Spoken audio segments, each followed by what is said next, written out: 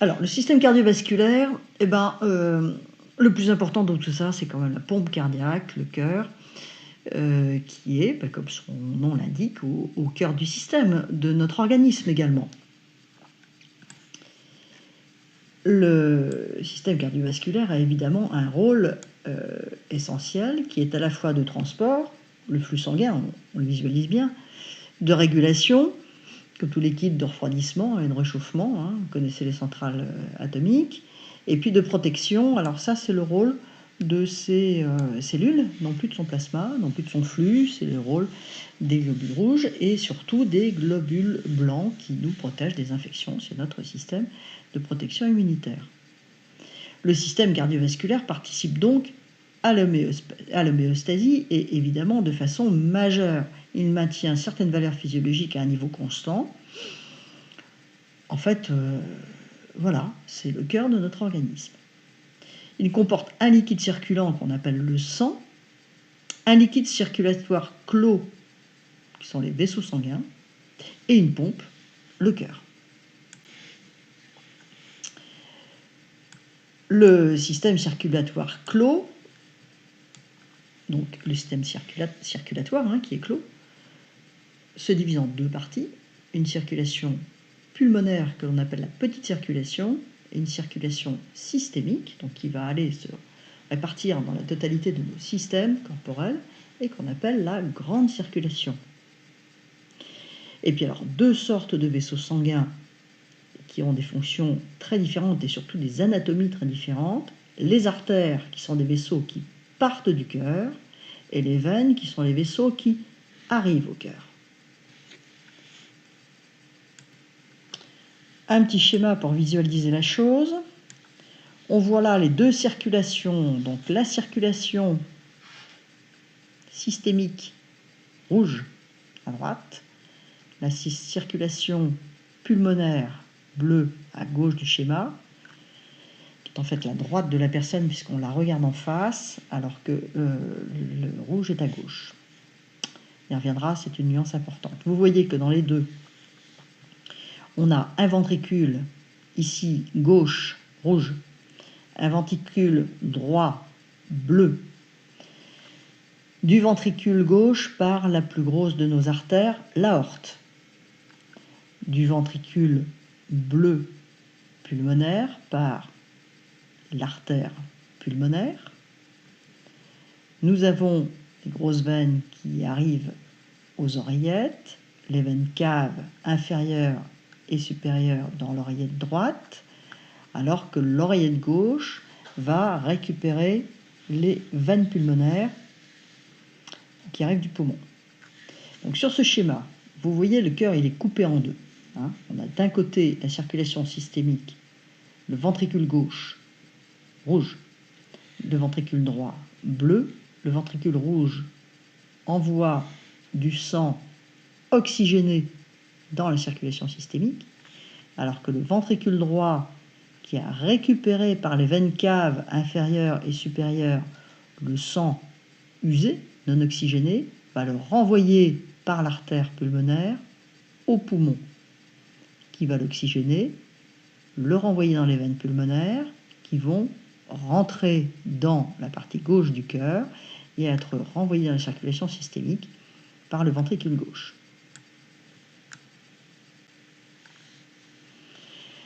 Le fonctionnement cardiaque consiste en des alternatives de contraction et de relâchement. Contraction systole, relâchement diastole du myocarde. Le myocarde, c'est le nom du muscle cardiaque. Donc ces noms ne vous sont peut-être pas complètement étrangers. Il faut savoir à quoi cela correspond bien. Systole, contraction, diastole, relâchement.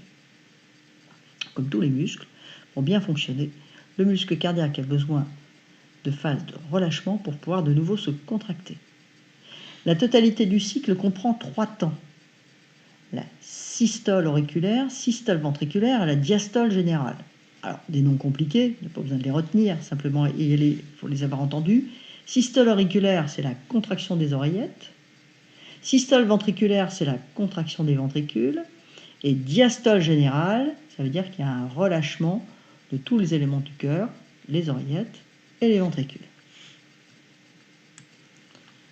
Donc le cycle cardiaque en simple, c'est une alternance de contraction et de relaxation, c'est-à-dire que la pompe cardiaque, le muscle cardiaque, quand il se contracte, va propulser le sang dans la circulation générale systémique pour le ventricule gauche, dans la petite circulation pulmonaire pour le ventricule droit.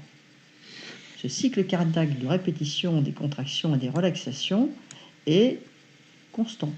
Sinon, le cœur s'arrête.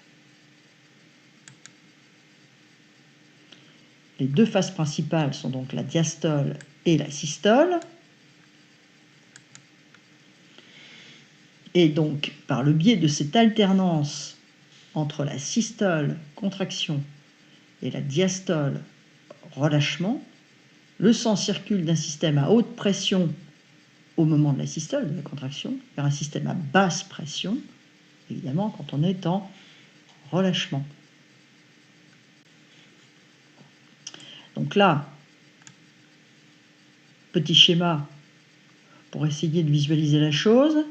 On a la systole courte, contraction, la diastole longue, relâchement, dans le cycle cardiaque. Pour que le muscle ait le temps de récupérer quelque part, de se réoxygéner lui-même, il doit avoir un temps de relâchement plus important que son temps de contraction. Au moment de la contraction, dont vous voyez qu'elle est déjà plus courte que le temps de relaxation, de relâchement, eh bien, il prépare l'éjection du sang.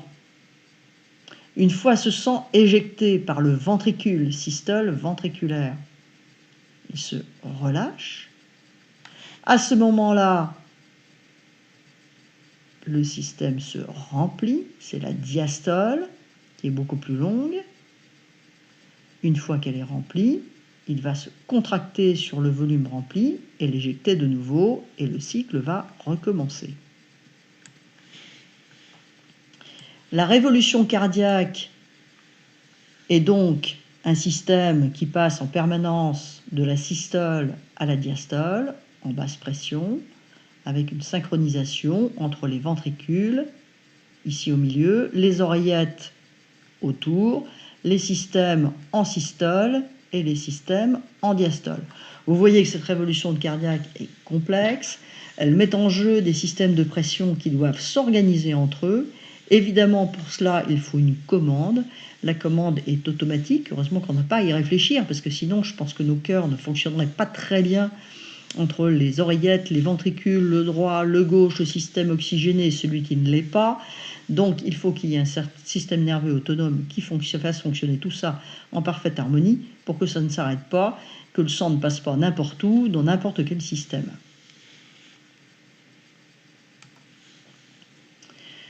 Donc, à retenir, le rythme cardiaque comprend une alternance de phénomènes électriques et mécaniques qui lui permettent d'avoir une organisation interne de pompes qui s'ouvrent et qui se ferment. Vous voyez les petits clapets des artères au milieu des piliers qui s'ouvrent, qui se ferment.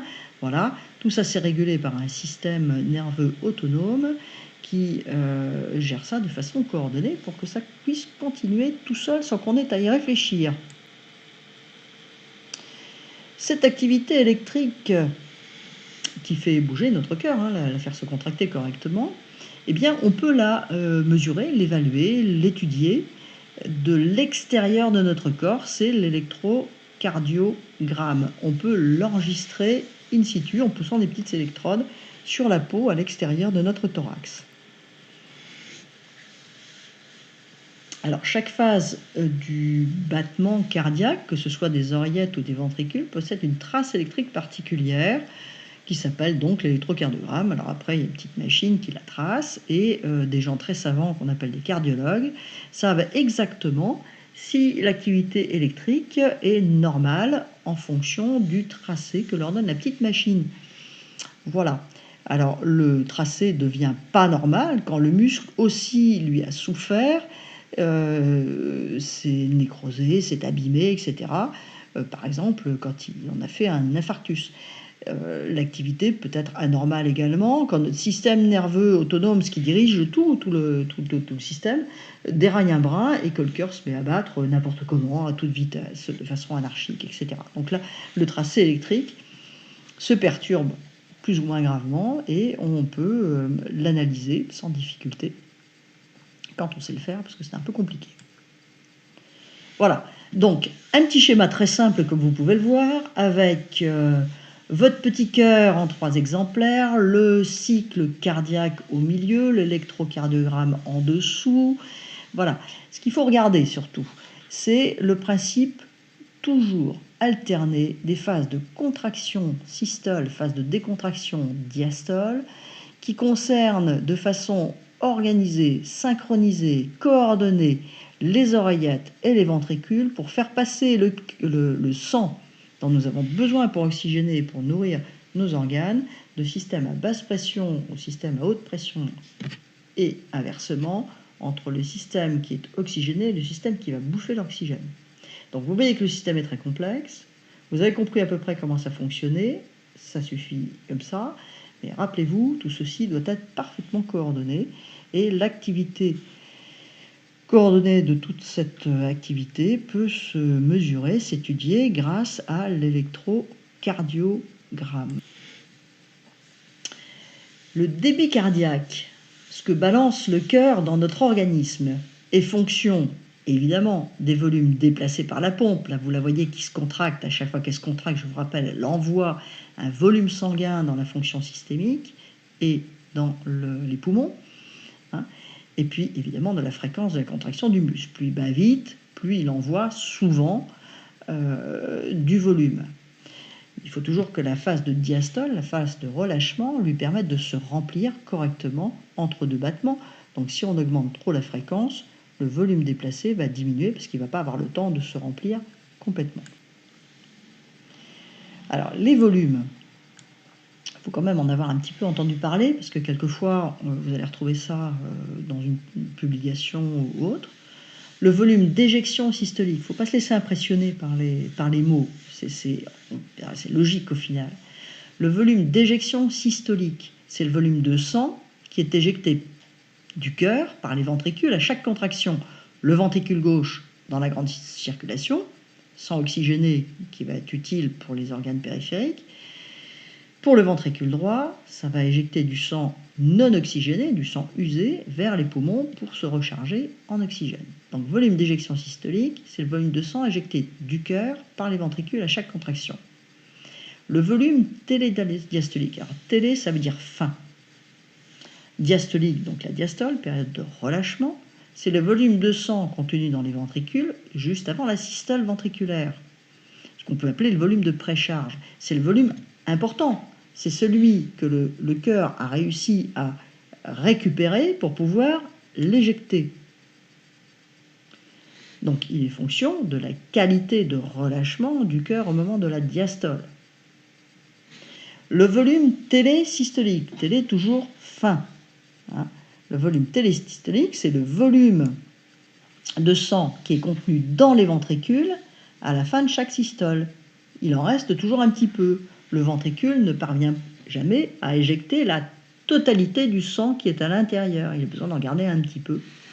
Donc ce volume post-charge, il doit évidemment être minime par rapport au volume de précharge. C'est-à-dire que le ventricule, quand il est suffisamment musclé, suffisamment costaud, il doit être capable de se contracter pour évacuer un maximum de sang.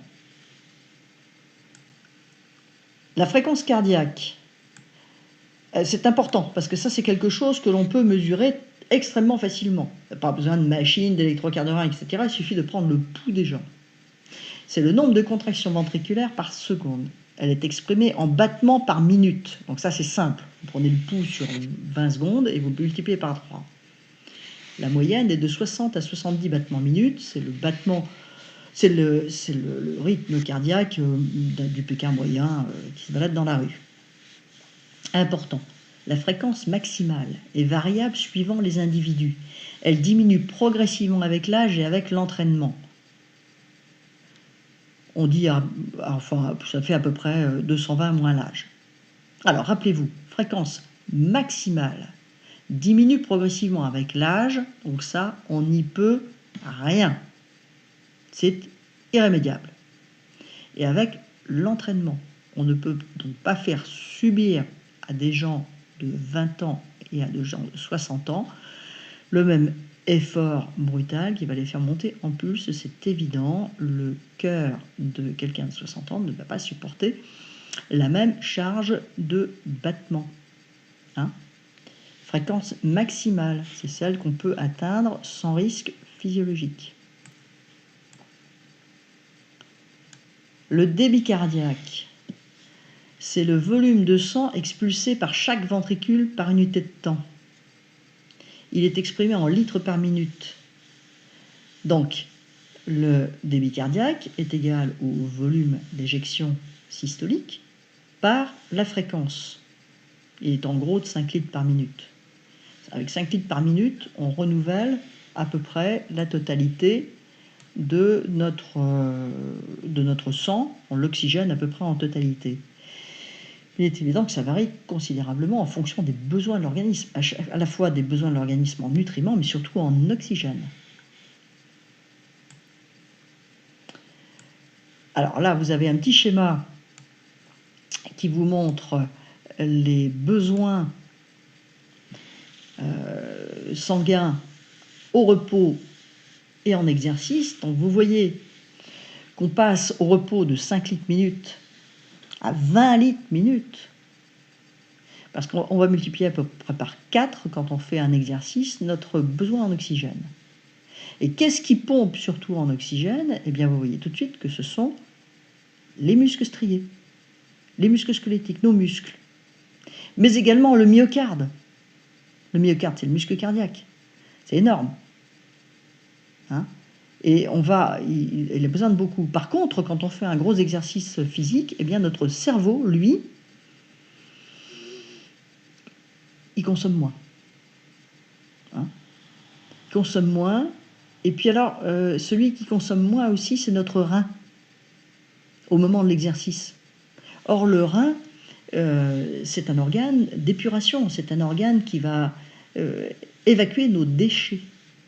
Hein, donc, vous voyez que un exercice important, on a une demande de débit cardiaque qui peut être multipliée jusqu'à 4, 20 litres par minute, principalement pour aller oxygéner nos muscles striés, qui nous font bouger, qu'à ce moment-là, notre oxygène et nos nutriments vont aller principalement aux muscles, au détriment du cerveau et du rein, et qu'il va falloir absolument une phase de récupération très importante pour que le rein puisse retrouver sa part, 22%, de façon à évacuer tous les déchets qui vont être fabriqués à ce moment-là.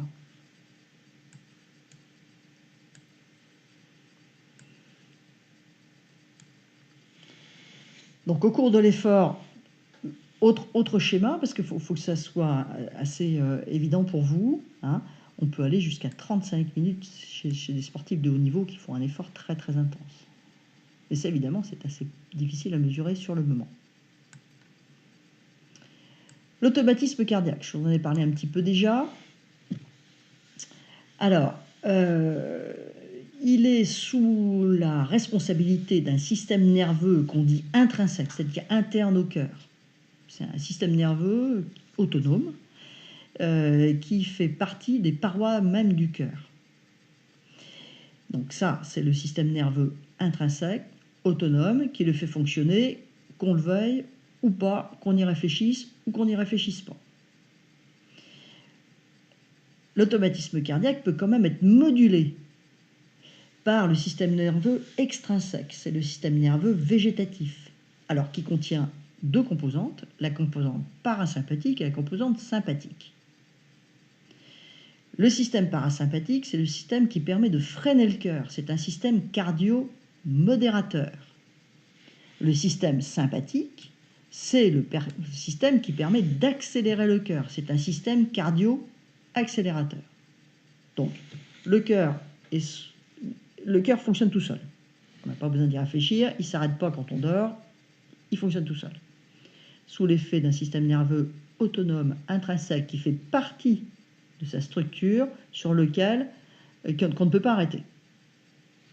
Ce système intrinsèque autonome est modulé par deux systèmes extrinsèques, extérieurs, qui font partie de notre organisme, mais pas directement du cœur, qui ont deux composantes, sympathique et parasympathique, une composante accélératrice sympathique et une composante cardiomodératrice parasympathique.